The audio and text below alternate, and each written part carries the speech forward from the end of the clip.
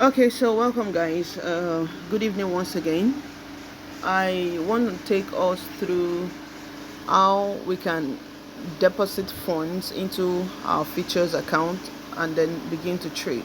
Okay, so like I said in the first video, I already told us how we can make deposit into our wallet.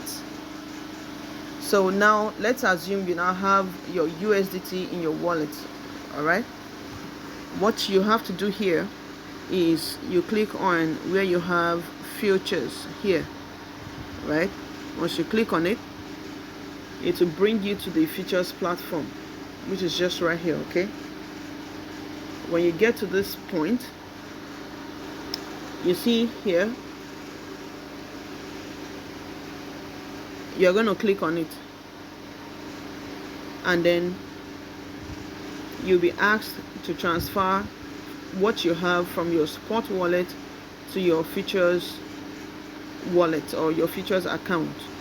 So if, let's say for example, you have maybe $500 or 1,000 or whatever in your spot wallet, and you only want to trade with maybe $200 out of it, all you need to do is to type in $200 right here, or whichever amount you have decided to trade with, and then you click on confirm transfer right here.